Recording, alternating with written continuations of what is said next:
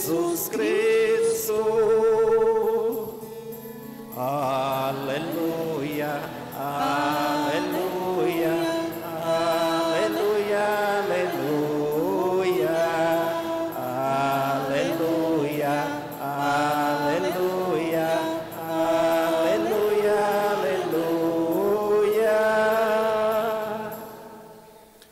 O Senhor esteja convosco. Ele está no meio de nós. Proclamação do Evangelho de Jesus Cristo segundo Marcos. Glória a vós, Senhor.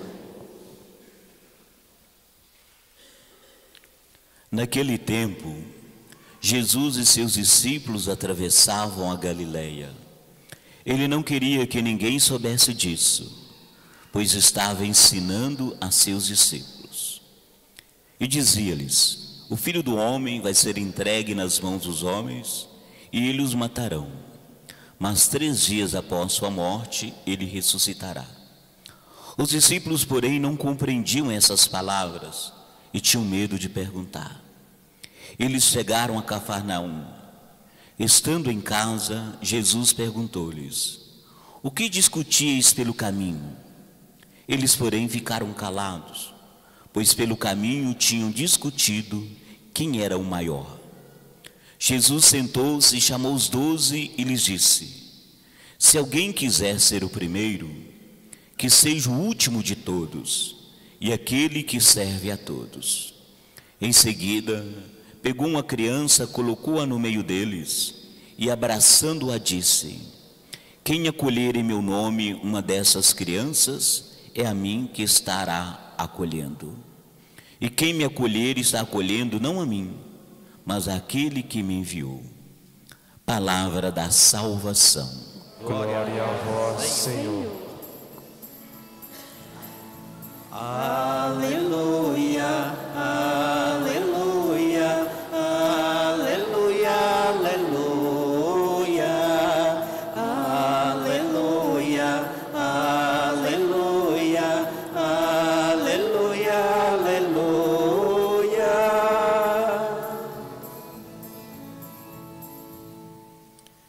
Meus irmãos e irmãs, refrescando um pouquinho a nossa memória, no domingo passado nós vimos no Evangelho Jesus colocando algumas condições para segui-lo. Ele dizia que para segui-lo deveríamos renunciar a nós mesmos, tomar a nossa cruz e seguir. Renúncia e cruz, como nós falávamos naquela oportunidade, são exigências, a gente não ter medo das renúncias e ter medo da cruz. Mas a gente pergunta: vale a pena renunciar? Vale a pena pegar cruz? Vale a pena a gente ser justo? Vale a pena, diante dos valores cristãos, a gente ser honesto? A nossa sociedade de hoje, a sabedoria humana, diz que não. Para que assumir cruz? Para que renunciar? Para que ser honesto? Porque a tentação é ser grande, é ter poder. Cruz não dá poder. Honestidade não dá poder.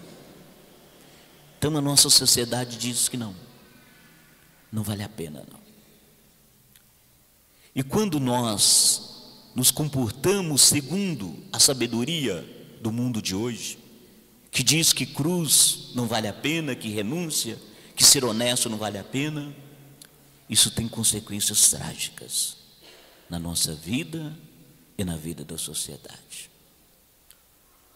Os textos de hoje, a primeira leitura, de um modo especial, leitura do livro da sabedoria, fala do tipo de atitude do ímpio, a pessoa injusta e o justo. O injusto diz assim: para que a gente assumir valores? Vamos levar a vida sem responsabilidade, Para que assumir responsabilidade? E como que ele diz? Diz o seguinte: o justo, o comportamento da pessoa justa, boa, o comportamento dele nos incomoda. Então vamos fazer o seguinte: vamos pôr à prova essa conduta das pessoas boas que nos incomoda. Então vamos armar ciladas para eles. Já que o comportamento deles nos incomoda, nós reprovamos a atitude deles. Bobagem. Vamos persegui-los. Vamos pôr à prova. Quem sabe? Diz que Deus está com eles. Vamos pôr à prova. Vamos pôr à prova com ofensas, para ver a sua serenidade, aprovar a sua paciência. Vamos condená-la à morte vergonhosa, porque de acordo com suas palavras, Deus vem em socorro deles. Mas não vem. Assim diziam os injustos ímpios. E o livro da sabedoria nos diz justamente isso, que o ímpio, ele não acredita em Deus,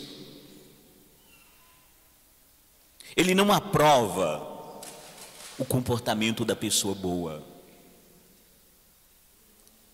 ele até ridiculariza a conduta da pessoa justa. E o livro da sabedoria dirá para nós que os ímpios estão enganados, que eles estão cegos na sua própria maldade. Os justos, no entanto, embora eles experimentem o fracasso aparente, a dor, o sofrimento, eles têm a vida guardada sobre a proteção e as mãos de Deus. Deus não abandona a pessoa boa e justa. Por maior que ela sofra as consequências da sua bondade, da sua honestidade, Deus não a abandona. E isso se concretiza na pessoa de Jesus. Ele foi condenado à morte. Por que Jesus foi condenado à morte? Porque ele era bom, porque ele era justo. Mas mesmo na cruz, Deus não o abandonou. A cruz foi transformada em vitória. O sofrimento foi transformado em vitória. E é isso que nos faz acreditar que vale a pena sim as renúncias na nossa vida. Vale a pena a gente enfrentar os desafios, porque Deus está conosco. E aquele que é a razão da nossa vida, que é Jesus Cristo, ele foi vencedor da cruz, da dor e de todo o sofrimento. Já o texto da segunda leitura de hoje, da carta de São Tiago, ele contrapõe duas situações. A primeira é uma realidade que reina a desordem. E essa desordem é causada quando nós assumimos a sabedoria do mundo. E a segunda, que é guiada pela sabedoria divina. Por isso que ele pergunta: de onde que vem as desordens? Ele diz assim: vem da inveja, da rivalidade. Sempre a mesma discussão, a mesma tentação. Quem é maior? Quem é mais importante? Quem é que manda? Nós temos a dificuldade de conviver sem competir com o outro. A gente compete o tempo todo para saber, talvez, quem é o padre melhor, quem fala melhor, quem é mais aquilo. Dentro da igreja tem isso. Porque às vezes nós temos essa tentação do poder, de querer ser melhor, maior. Até na vivência conjugal. Muitos casais brigam, e quando a gente briga, não tem vencedor, todos somos perdedores. Todos nós. Ninguém ganha. Nos cursos de marketing para vendedor, né? A melhor venda não é que tipo assim, olha, o vendedor ganha e o cliente perde. Não. A melhor venda é o vendedor ganha e o cliente ganha. Porque todos nós precisamos ganhar. E é isso que Santiago vai nos dizer aqui. De onde que vêm as guerras e rivalidades entre nós? Não é muitas vezes a sede de ter, de poder, de achar quem é maior? E aí, concretizamos no Evangelho. Depois daquela crise que os discípulos passaram na Galileia, onde Jesus fala para Pedro: você, Pedro, é Satanás, vai-te reto, vai para longe de mim, porque você está pensando como os homens, não como Deus. Que Pedro resistiu quando Jesus falou para ele que ele iria sofrer em Jerusalém, passar para a cruz. Não, Senhor, isso não, nós não aceitamos isso. Depois disso, Jesus começa a mudar a tática dele. Diz o Evangelho que Jesus, ele vai dedicar agora somente aos discípulos. Ele não queria que ninguém soubesse disso, pois estava ensinando os seus discípulos. Ele passou pela Galileia e ele não ensinava mais a multidão, mas os discípulos. Os discípulos estavam precisando de ensinamento para entender, para que eles pudessem compreender o que era realmente o caminho, o seguir Jesus. Segui-lo no caminho da cruz, da entrega, não do poder, da glória e da fama, mas da entrega. E em 3 ocasiões Jesus explica para eles, fala para eles da cruz. Hoje Jesus diz assim para eles: olha, o Filho do Homem vai ser entregue nas mãos dos homens e os matarão, mas 3 dias após sua morte ele ressuscitará. Os discípulos até escutavam essas coisas, estavam escutando, mas o coração deles ainda não tinha entendido o tanto que eles estavam brigando. Enquanto Jesus falava disso, eles estavam brigando entre eles para saber quem que era o maior. Jesus falando uma coisa, eles brigando com outra. Os discípulos escutavam, mas não entendiam essa palavra de Jesus e não perguntavam para ele, estavam calados. E aí eles vão para Cafarnaum. Quando entram dentro de casa, Jesus faz uma pergunta para eles: o que vocês estavam discutindo pelo caminho? Eu vi vocês discutindo. O que era? Eles ficaram caladinhos, falaram nada.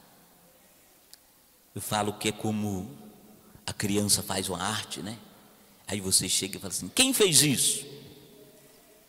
Aí fica calado. Aí você sabe que foi ela. Os discípulos ficaram caladinhos.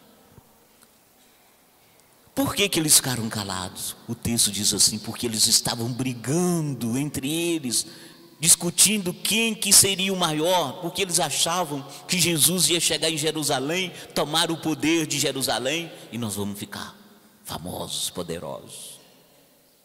Eles tinham discutido quem era o maior. E aí, entre eles surge o quê? Inveja, disputa. Inveja, disputas. Em todo grupo existe isso, até mesmo dentro da igreja. Até nós padres ficamos brigando um com o outro por causa de poder, por causa de inveja do outro. Existe, não vamos camuflar isso não, mas é verdade, porque nós seres humanos temos isso, né? Carregamos dentro de nós essa tentação. E os discípulos de Jesus também tiveram. E o remédio do desejo de ser maior, Jesus diz assim: se alguém quiser ser o primeiro, que seja o último de todos e aquele que serve a todos. Se vocês quiserem ser grandes, os primeiros, seja o último, aquele que serve. E aí Jesus toma uma criança e coloca ela no meio e abraça essa criança. Os discípulos que buscavam poder, prestígio, Jesus desmascara essa atitude, mostrando para eles, para nós, uma criança. Jesus põe a criança no centro de todos. Os discípulos que buscam o centro, o verdadeiro centro, é ocupado por uma criança. Quem que é uma criança? Uma criança não sobrevive sozinha. Uma criança, se você colocar ela no mundo sem um adulto, ela morre. Porque ela precisa do outro. Nós precisamos uns dos outros. Nós necessitamos dos outros. E com essa imagem da criança desaparece, portanto, a tentação, o modelo de domínio e poder. Nós somos convidados, como os discípulos de Jesus, a despojarmos do poder e sermos servos, da mesma maneira que o nosso mestre se fez servo, servidor. Na última ceia, ele abaixa e lava os pés dos seus discípulos. Somos servidores. O poder é serviço. O poder em si é o bem, mas para ser usado a serviço de todos. Acredito, inclusive, para todos aqueles e aquelas que estão concorrendo a um cargo público nas eleições que se aproximam, deve pensar: eu quero ser eleito para quê? Para servir ou ser servido? Todos nós, para servir ou ser servido, porque para ser grande é preciso servir. Levemos a sério o ensinamento de Jesus. Seguir Jesus na perspectiva da lógica da cruz supõe abandonar a nossa tentação de poder, de grandeza. Porque o seguimento a Jesus não visa alcançar posições de prestígio, de domínio, não. Na lógica do serviço, se cada um quiser ser de fato grande, sirva. Porque a nossa grandeza não é o poder, não são as honrarias, os prêmios, mas a nossa capacidade de servir. Para Jesus o poder está no serviço. Maior é aquele que serve, sem querer nada em troca, sem honras, sem querer reconhecimentos, como uma criança. E aí voltaria aquela pergunta inicial que eu coloquei no início dessa fala: vale a pena a gente renunciar? Vale a pena assumir cruz?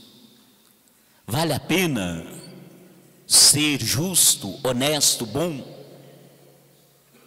Sim, o salmista nos dá a resposta: pois quem me protege e me ampara é meu Deus. É o Senhor que sustenta a minha vida. É Ele que sustenta a nossa vida. E se Ele sustenta, nele nós somos vencedores. Nele nós somos vitoriosos. Professemos a nossa fé. Creio em Deus Pai,